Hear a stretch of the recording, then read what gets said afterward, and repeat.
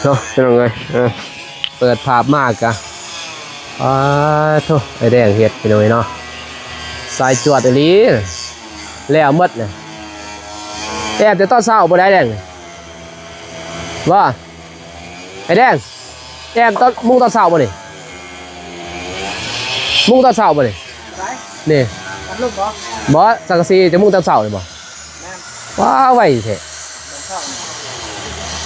มื้อนี้ก็แล้วบ่จักสิมุ่งนี่บ่แล้วดอกใส่จวดดีหน่อยสบายอยู่เด้อไอ้แดงเด้อหน่อยพี่น้องเอ้ยเนาะมุ่งก็แล้วแอมก็ครึ่งนึงเลยมีแต่ทาก็ไม่มืนเนาะตะปูยังประตูปงเอี่ยมมืนนี่ได้อยู่บ่มืนยังบ่ทันได้ประมาณ2 มื้อเด้อ2 มื้อเนาะปากว่าได้เพราะว่าโอเคก้อนบ้านน้ำลังโดยเอาแต่วงก้อนมาตีก่อนมือนี่ได้บ่วงหมดเลยเอามาตีก่อนพอได้เจ้าแอมได้นะถ้าเราบ่ได้มื้อนี่จะเอาทำไมเพราะว่ามันซ่ามันเฮ็ดซ่านะโดยก็แล้วแต่ดอกแล้วแต่ไอแดงนะพอเอานำไอแดงพี่หน่อยเนาะบ้านวงประตูวงเอี่ยมเพราะว่ามันราคาถูกแน่เพิ่นว่าราคากะบ้านกับวงวงเอี่ยมก็เท่าใดบ้านกับวงวงเอี่ยม800,000แม่นบ่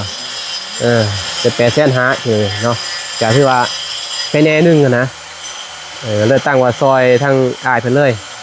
เนาะซื้อนำเพิ่นเลยไอแดงเลยตัวคือสิพ่อเนาะไม่ชื่อลาแล้วเรือเลยบ่เรือกับบ่ได้ดอกมันคิดแทนสำหรับพ่อนี่แอบเบื้องนี่แน่กับเบื้องนั่นนะแม่นพ่อเพิ่นพอเด้เพราะว่าเบาต้นพ่อนำโดยพอเบานุ่งก็ยังให้แอมเลยพี่น้องอย่ามันพระนะมันก็ดีแท้กับแอมมันก็งามแล้วนะมันก็แต่ว่าคือท่านน้องพันธุ์เสียบริแอมแต่ว่าอันนี้หันทว่าเพราะว่าไม่เสื้อลาเพิ่นเองนะพี่น้องเนาะถ้าว่าไอแดงว่าซอยเพิ่นเลยกับเพิ่นเสียมให้เลยเดี๋ยวแต่ไอแดงดอกนะเนาะแอมจะเบื้องนึงกันดอกเบื้องเดียวโดยเพราะว่าเขาบริสุทธิ์ย่างได้ใหม่เนาะมีแต่นั่นแหละพี่น้องเลยใหม่บริสุทธิ์บัดนี้มีแต่ว่ามันครบเลยดิมืออื่นมือฮื้อกับมืออื่นลามาวงเนาะสิจ่ายให้มืออื่นจะเอาวงใหญ่มาก่อนวงเอี่ยมยังโอเคโดยแล้วแต่อ้ายมือได้มันได้ก็มาโลดเพราะว่าคอยเฮ็ดคอยเป็นคอยไปเป็นยังไงเนาะเพราะงบมีแล้วงบนี่งบวงเอี่ยมประตูนี่งบทางเบาหนุ่งพี่น้องเนาะ6 ล้านพอดีงามเนาะ6 ล้านเนาะพอดีพ่อพี่น้องเอ้ยเอากราบทักทายสบายดีสวัสดีเด้อพ่อแม่พี่น้องเมื่อสู่สุขคนว่าจะเป็น FC ฝั่งลาวฝั่งไทยต่างประเทศก็ยินดีตอนรับเข้าสู่2บ่าวนุ่งคือเก่าคือเดิมพ่อแม่พี่น้องเอ้ยเนาะหลังจากมาแต่ใส่บาตรพี่น้องมื้อนี้เป็นมื้อวันศีลวันพระใหญ่เนาะมื้อออกพรรษาพี่น้องบ่าวนุ่งก็เลยแวะมาหาทางน้องก็เลยบัดอัปเดตทางบ้านน้องเพิ่นอย่างนี้เนาะบ่ตูนก็ไปโดยสบายดีไปใส่บาตรกับน้องก็เลยน้องบ้องเดินเถื่อเพิ่นพี่น้องเอ้ยเนาะสมมุติปีนี้จักเถื่อแล้วไปใส่บาตรบ่เป็นสมมุติดอกเอาความจริงเถื่อเดียวบ่ได้ใส่ซำนะมื้อนี้ก็บ่ได้ใส่มื้อนี้ก็ถืออุปกรณ์มาแต่ถือให้น้องบ้องบ่อุปกรณ์ตัวเองนั่นแหละบ่ได้ใส่บ่นี่ก็ใส่หน่อยนึงเอาก็ใส่เด้ก็บ่ได้ใส่กำลังใส่ปี1นี่ปีเดียวนี่ปีนี้กำลังใส่เทื่อนี้แม่นแบบเนาะเฮ็ดบุญแต่บ่เคยเข้าวัดก็ที่แท้เข้าวัดก็ว่าแน่แหละล่างเพิ่นว่าให้ได้บุญได้ทั้งได้ก็ได้หมดพี่น้อยเนาะแต่ว่าเฮาก็เข้าวัดเข้าว่าแน่สร้างเพิ่นว่าสร้างน้ำวัดน้ำว่าแน่กันก็ดีแล้วแต่ใจศรัทธาเนาะตอนนั้น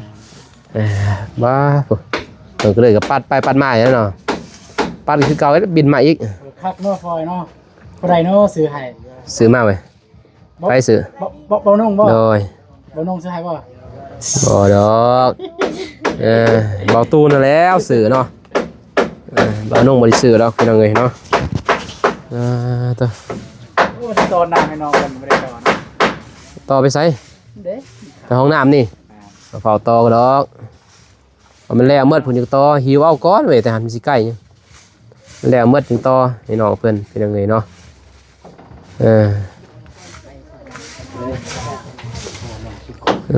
คักเลยเด้อโอ้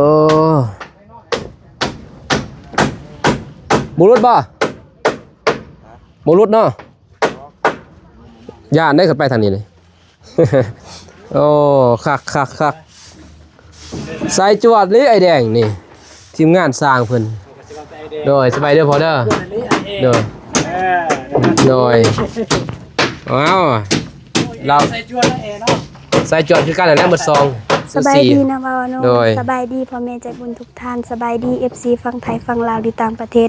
และบ้านเฮาขอสบายดีสวัสดีสุขุสุคนโดยพี่น้องเอ้ยเนาะถ้าว่างนี่เด้อมีแต่ปัดอยู่กองเด้อเว้ยจะเข้าออกเลยตอนนี้ว้าวทุกมาเบิ่งนี่คักอะลีน่ะ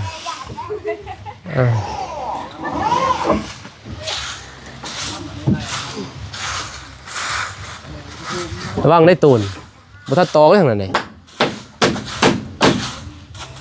กูจับเมื่อยพอดีแล้ว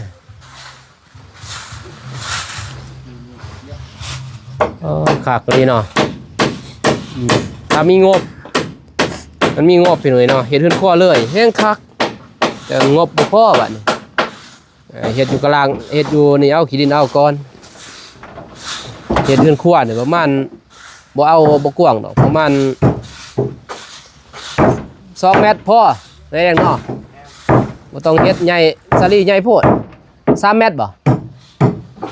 ซาลี่3 เมตรเด้2 เมตรก็พอเลยเฮือนครัวมีเฮ็ดกินซื่อเนาะมันนอกซ่านก็2 เมตรแม่นบ่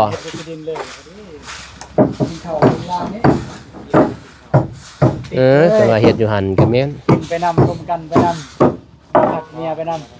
ำเท่าเลยใจบอกหักคู่มือบ่บ่หักเมียเด้บ่หักลูกเมียเด้ก็ดีคือกันแน่เนาะยังดีเด้บอกหักกันคู่มือโอ้คักอะลีแอมนี่อยู่คืนบ้านได้อีบ่จับเบิ่งตูน3 คนนั่นเด้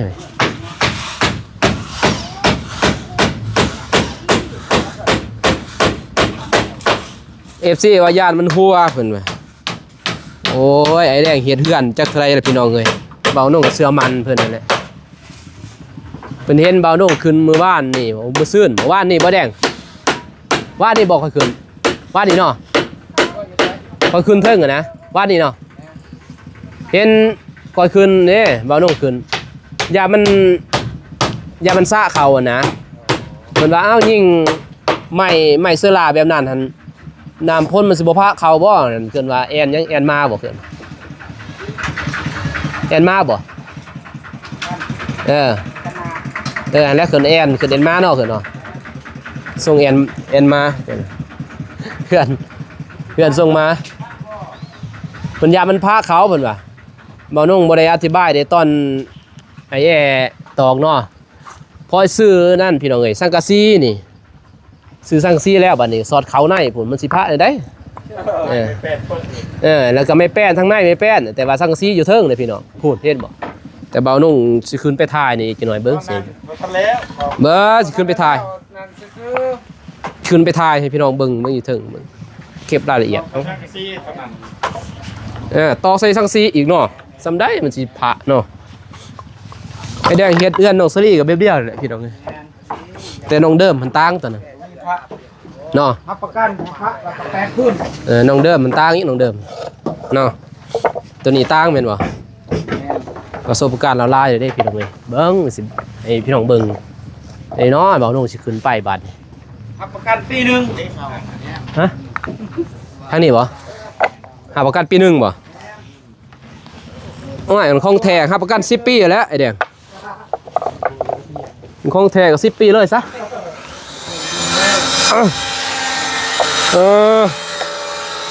ใช่แล้วได้เบิ่งงุ่มบ่เบิ่งพี่น้องเอ้ย บ่น้องก็สิขึ้นให้เบิ่งนี่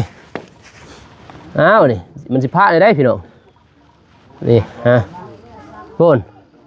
ทางในนี่ก็ไม่แป้นพี่น้องนี่เห็นบ่เพิ่นเฮ็ด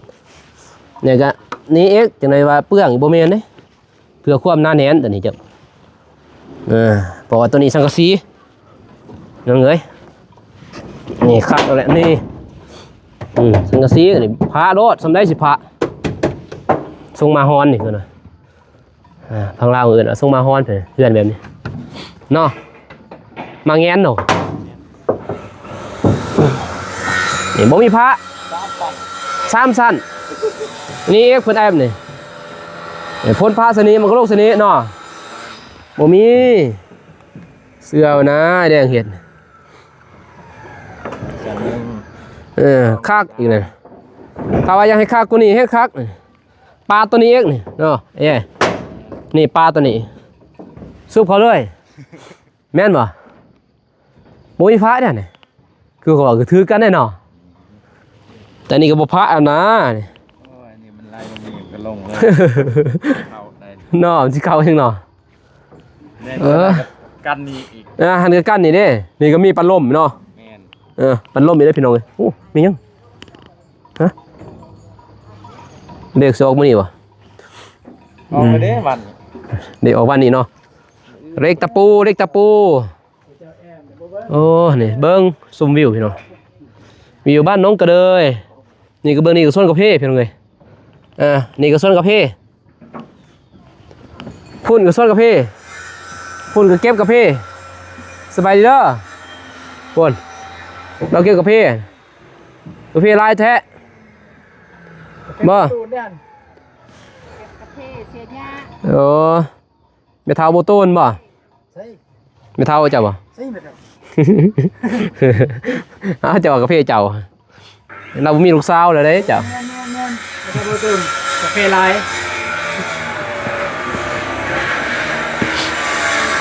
ตัวได้กาแฟลายนี่แม่นเมทัลโบตูนเนาะโอ้สูงลีเนาะเริ่มซื้อนั่นแลนเข้ามาเริ่มลืมซื้อM100ให้ไอ้แดงจังได้เม็ดซื้อแล้วบ่ซื้อแล้วโอ้ก็ลืมM150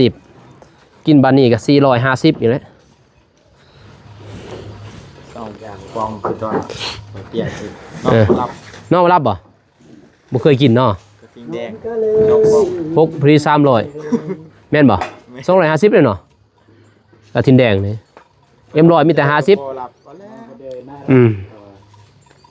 วันนี้ไปกินกาแฟแล้วจ้อยแล้วนำแต่เนาะโอ้คักเนาะตัวนี้เนาะตะปูตัวนี้เนาะเลือกเองได้นี่ไหนบ่ลงไปเลือกเพิ่นเอามาให้ตอนนั้นบ่ได้เลือก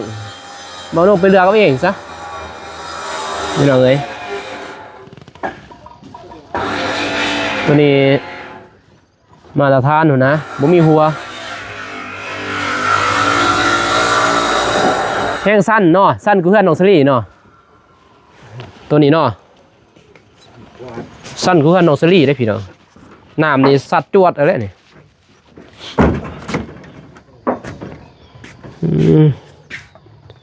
ลายแนว4 คนพี่น้องเนาะ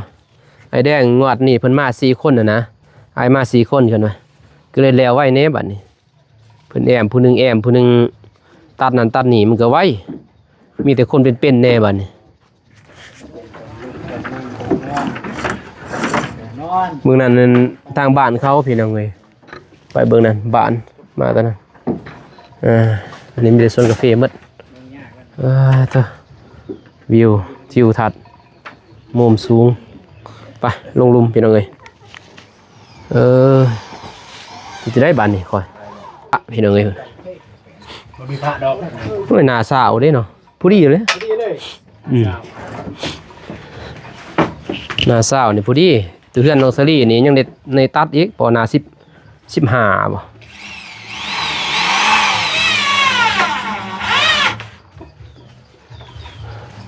พ่อบอน็อตบ่เด้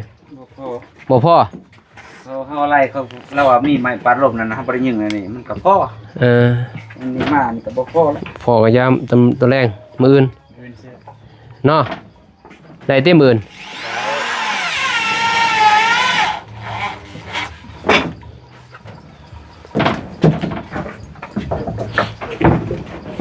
สี่คนง่ายเนาะไปเฮ็ดเฮือนน้องสลี่นี่โอ้ยในเรื่องแล้ว4คนนี่ เราสลีกับ4คนนะบาลิงซอย เบาลิงมาซอยเบาลิงสแนลพี่น้องเอ้ย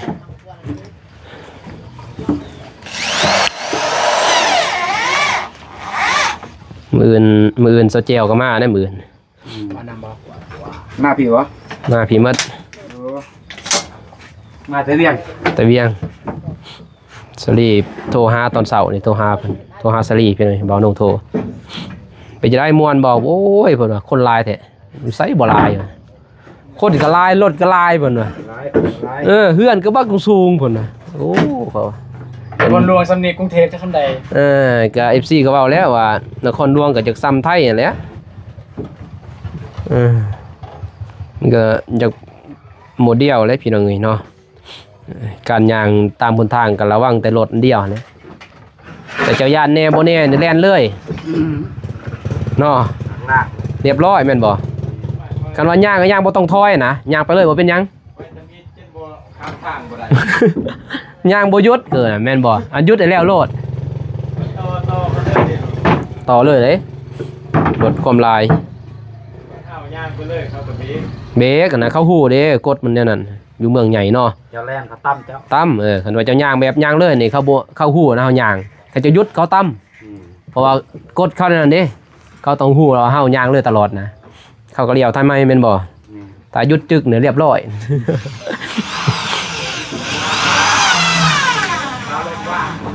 บ่มีวางดอกถามมันมือแล้วเจ้า4 โมงสำนีแห้งคักเนาะ11 โมง4 โมงแม่นบ่7 โมงเนาะโอ้รถติดแม่นบ่ตูน โอ้ยวันนี้ติดกันกลางเว้นเนี่ยตำบะยาให้ติดฮ้อนก็ฮ้อน รถจักรนอนขี่รถจักรเนาะโอ้ยหยา อยู่ในเมืองเนี่ยขี่รถจักรดีกว่า แม่นบ่มันง่ายเนาะไปสะดวกเนาะปืดปัด แล้วก็รถใหญ่เนี่ยติดยาวเลย ซอยหน่อยซอยใหญ่แล่นไปเลยริดดัดสายเล่นครัวเนาะ แต่ปากซี่นะยังว่าลายเลยพี่น้องเอ้ย พอขึ้นเลย มาโน่เห็นปากซี่ยังลายเลยไปเวียงครั้งแรกบ่เบิ่งอยู่จนตื่นเลยนะตื่นตาเลยซ้ำเฮือนหยักนะบ่เอายางไปซ้ำเฮือนหยักเลยแล้วจะเบิ่งอาคารเขาเนาะ มันจะเฮือนซานบ้าน2 คน รูลาเนี่ยเจ้าแนมเบิ่งเฮือนพระราชวังเนี่ยจะเบิ่งบู๊ซ้ำเฮือนหยักพรมใหญ่เบาเนาะน้องไปพี่น้องเอ้ยเบิ่งเฮือนหยักเลยเฮาตื่นแล้วตาตื่นโอ้ย เจริญกว่าเก่าเนาะ โอ้ยคันไปไทยแห้งคักสิว่า มันเคยไปไทยก็เรือ เฮ็ดพาสปอร์ตเรียบร้อยนะแต่บ่มีเงินสิไปไทยนี่จะไปเที่ยวดอกแต่มันมีเงินก็จะไปเกินว่าชีวิตเฮาครั้งหนึงครั้งเดียวเนาะอยากไปเห็นประเทศเมืองประเทศหมู่เมืองเพิ่น ไปไทยแล้วลาวเฮายังบ่ทั่ว ลาวนี่บ่ทั่วอยู่แล้ว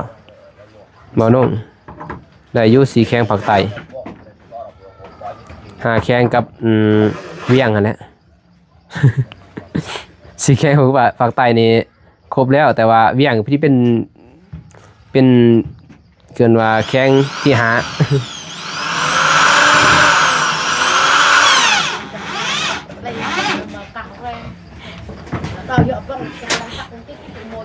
มันติดได้แดง ติดแดง ได้ติด ย่อขึ้นได้บ่ ไหน โอ้คือว่าติด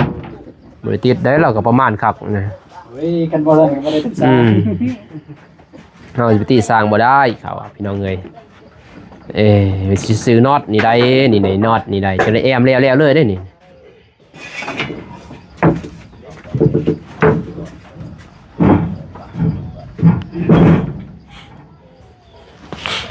มีบ่ต้น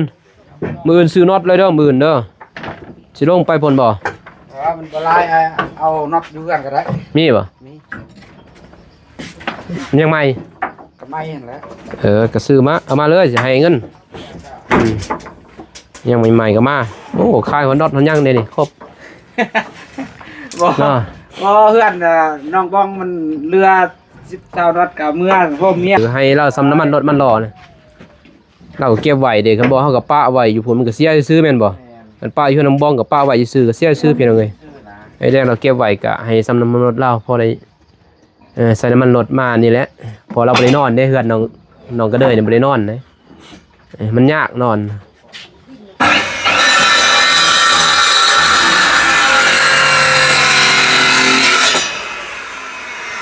อยากเลี้ยงย่างงานเนาะเลี้ยงแบะเลี้ยงย่างบ่ยังเลี้ยงคือเก่าบ่แบะ แต่ขายหมดเลย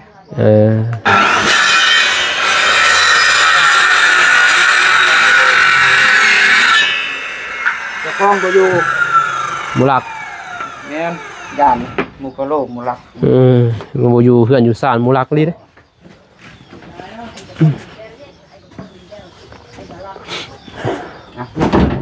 น้อยกระทัดฮัดพี่น้อยเนาะใหญ่ก็บ่ใหญ่น้อยก็บ่น้อยนะเฮือนเนาะก็เลยพอดีงามก็ว่าสิใหญ่ก็บ่ใหญ่ งามเลย พอดีกับโตเลยเพราะว่าสิได้แอมพี่น้อยเนาะถ้าว่ามันเรืออันใดก็เรือก็แอมเบิ่งนั่นก็เบิ่งนี่พี่น้อยเนาะเพราะเฮือนน้องพันธุ์สิได้แอมแต่เบิ่งเดียวนี้เบิ่งนั่นบ่ได้แอมเนาะทางขึ้นน่ะน้ำปอวางพี่น้อยเนาะแต่ว่านี่ถ้าว่ามันเรือไม่เสลาเรือก็เลยว่าสีแอมให้น้องเลยเพราะว่าเวลาพ้นตกมันจึงบ่พะมาทางนี้เนาะพอลมมันสีมาทางนี้ดิมาทางนี้แน่แล้วก็มาทางนี้แน่นะถ้าว่าไม่เสลาเรือถ้าบ่เรือก็ได้แอมแต่เบิ่งเดียวนี้เบิ่งนั้นสิบ่ได้แอมนี่นะนี่ลงเขาได้เบิ่งนี้สมมุติเพิ่นมีงบเนาะมีเงินแม่นบ่ต่อหน้าไปเนาะ แม่น เพิ่นอยากเฮ็ดเฮือนครัวเพิ่นตั้งขึ้นก็ได้เพิ่นเฮ็ดเฮือนสลีลงมาทางนี้ได้แรงเนาะลงทางนี้เฮ็ดคันไดคือเฮือนสลีนั่นแหละคันไดต่ำๆคือย่างลงก็ได้คันเดียวแล้วก็เฮ็ดเฮือนครัวเลยยาวๆก็ได้ แต่ว่ามุ้งนี่บ่ได้ยินบ่เฮือนครัวนี่มุ้งสังกะสีนี่หมุนหมดดีกว่าซื้อสังกะสีนี่มาเฮ็ดเฮือนครัวมันจึงบ่แพงตัวนี้มันแพงเด้ คันซื้อได้นี่น้อยแดงเนาะกันว่าเฮือนครัวเดี๋ยวนี้แถวบ้านน้องเพราะว่าแถวลาวนี่พี่น้องเอ้ยเนาะแถวพังลาวเฮานี่สิดังไฟหั่นด้วยโดยดังไฟนี่ต้องใส่อันนั้นนะได้ใส่พื้นเนาะไอ้แดงเขาบ่ได้ใส่ถ่านเด้มันใส่พื้นนั่นนะมันจังเลยมันสิหยังคือมันกัดนะ กับสังสีมันเมียง เมียงอันนี้บ่เกินดอก5ปีซอดแม่นบ่เพื่อนน้องเซรี่ก็สิได้อยู่พี่น้องแต่ว่าเพิ่นก็ประหยัดหยังประหยัดดัง เซรี่ว่าประหยัดดังแหนมเบิ่งมันสีดำๆแน่เอานี่ลงไปดังอยู่ลมอีกมื้อได้พ้นบ่ตกนะโอ้ยก็ทรมานอันนี้เฮือนเจ้านี่กันมีทานน่ะสบายทานเอาสิได้เด้เนาะมันใหม่งามๆดิมันงามพี่น้องเอ้ย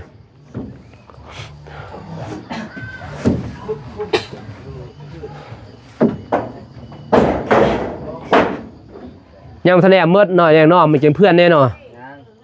มันแนนบัดนี้จังโอ้คักเลยใหญ่กว่าเพื่อนของเดิมได้นี่ห้องตัวนี้แต่ว่าซ้ำกันนั่นแต่ว่าห้องนี่ใหญ่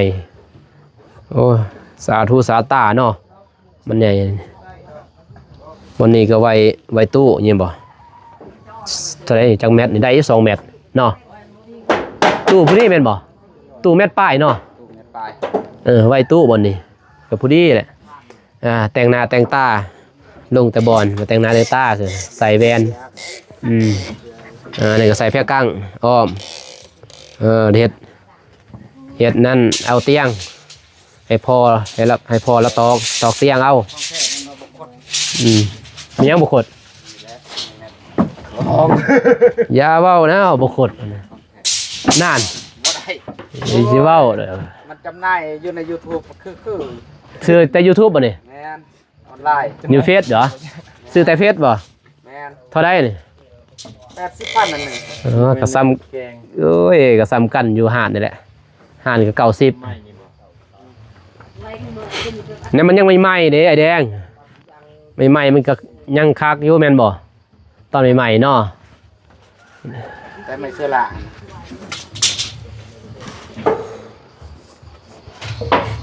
ตัวนี้แล้วมันอยู่บ่ถึกหม่องพี่น้องเอ้ยห้องน้ำตัวนี้ก็ถือคือกันมันจึงประหยัดเนาะ โดย เพราะว่าจะสิ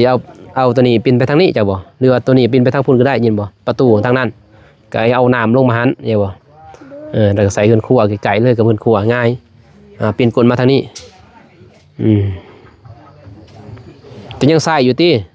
ใส่ได้บ่ ข้างหน้า โดย คือว่าสิแล่นไปทางพุ่นแล่นพุ่นหมู่ห้ายได้เว้ย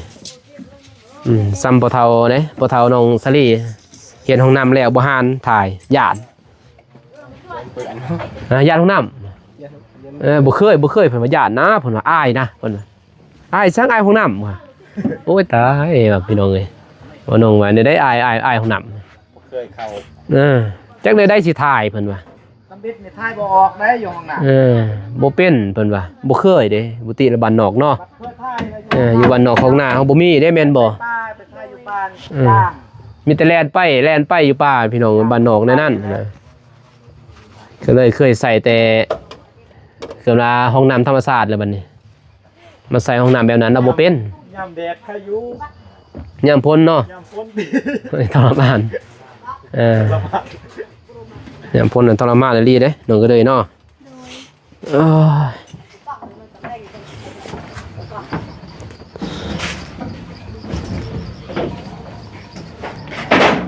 อันนี้ก็วักใหญ่ซ้ำสินั่ง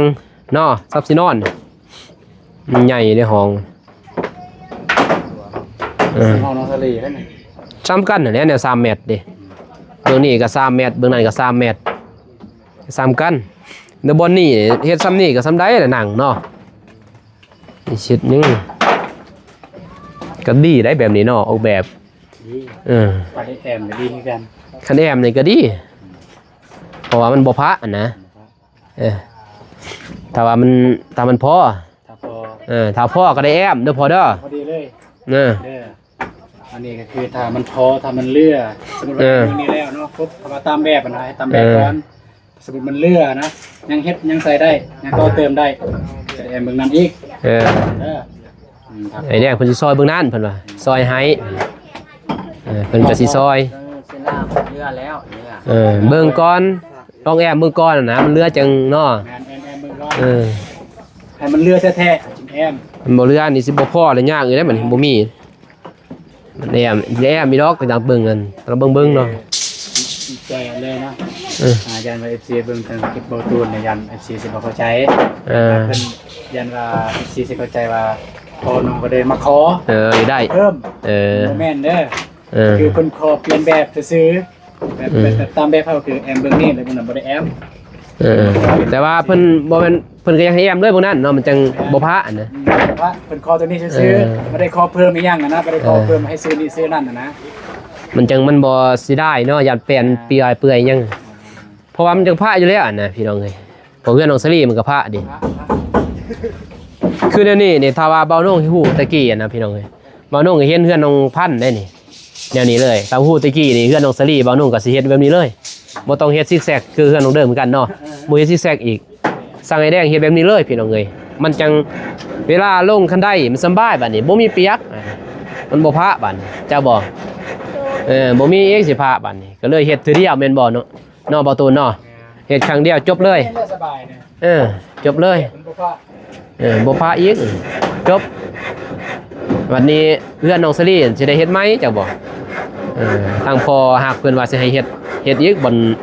ทางลงเด้มันบ่ได้มันพะนี่เฮ็ดไหมตอนนั้น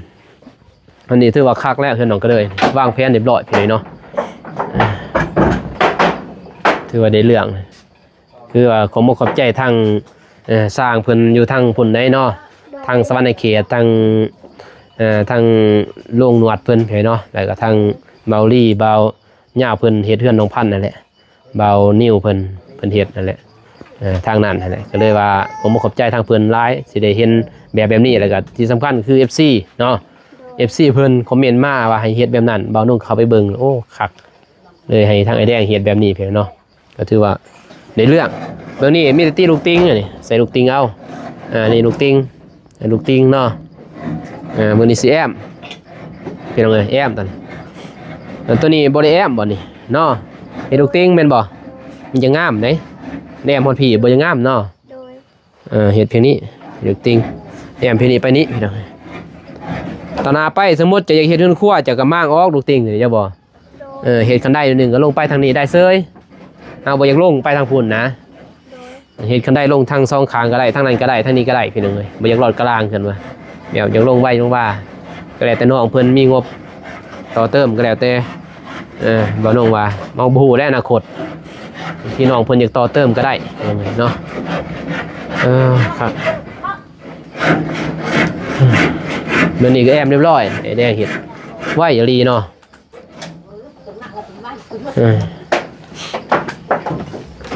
อันนี้ก็ใส่ตะปูนี่ได้เรื่องเนาะคักได้พี่น้องเอ้ยรีบเลยนี่ FC ว่าย่านมันออกมันบ่ได้ออกดอกพี่เอ้ยหัวมันใหญ่เด้ตะปูนี่มันออกบ่ได้ออกได้นี่บ่มีตี้โอ้ครับเจ็บแนมบ่เห็นเลยเนาะใส่ตะปูเฮาแนมบ่เห็นหัวน็อตนะจะเบิ่งเบานุ่งแอมเพื่อนเมียเฒ่าพี่หน่อยมันเห็นตัวหัวน็อตไปแท้ใส่หัวน็อตเด้โอ้โหนี่ใส่ตะปูนี่ประหยัดงบดีหลายอย่างแล้วก็แน่นคือกันแน่นพี่น้องเอ้ย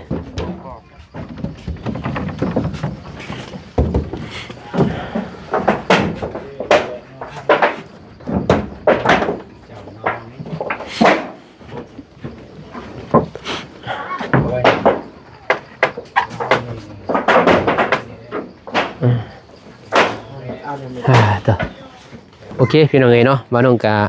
มาอัปเดตน้องกะเด้ยกะคืบหน้าไปหลายเติบพี่น้อยเนาะถ้าว่าเฮ็ดแบบนี้ก็บ่เกินทิศหน้านี่ยันแล้วพี่น้อยเนาะทางไอ้แดงเพิ่นเฮ็ดนี่ตามเบิ่งได้บ่ถึง2ทิศพี่น้อยเนาะทิศป้ายแล้วไอ้แดงเฮ็ดเฮือนน้องกะเด้ยถ้าว่าเพิ่นเฮ็ดแบบนี้ได้ไปแต่เช้าเป็นไปแต่เช้าอีกเฮ็ดแต่เฮ็ดแล้วก็4คนเฮ็ดเด้มันก็ง่ายนะจับหันจับนี่ฝนบ่ตกเนี่ยฝนบ่ตกนำพี่น้อยเนาะถือว่าไวเติบ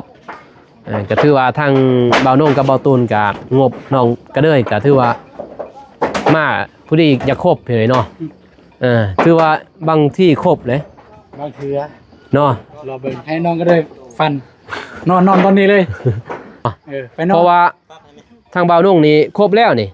เนาะครบวงครบบ้านกับวงครบเลยครบหมดเลยนี่ครบแล้วเหรอหมด6 ล้านนี่6 ล้านแล้วนี่ครบแต่ทางบ่าวตูนนี่สิมีหยังมีแต่ลูกติ่งกับคันไดก็จบ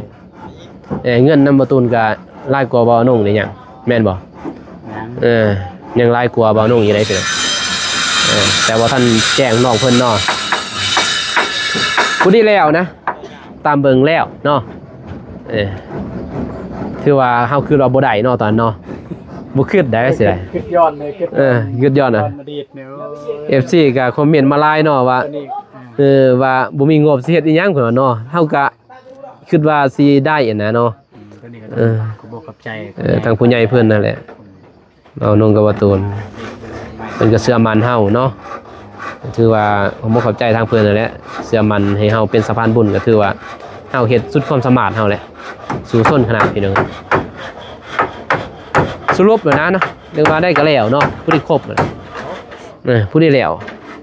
บ่ต้องเป็นห่วงเด้อแก้มยิ้มไว้โลดเพราะว่าบ่าวนุ่ง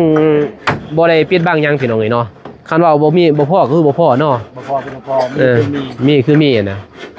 ผู้ที่ครบพี่น้องเอ้ยเงินน้องก็เลยตอนนี้ตามเบิ่งนี่ตามเบิ่งนำบ่าวนุ่งก็ได้พอเด้เนาะตอนนี้เนาะแต่ว่ามีผู้สมทบมานี่คันว่าเรือมีแต่ว่าสิขึ้นคุ้ยน้องเรือซ้ำ2 เมตรนั่นแหละถ้าว่า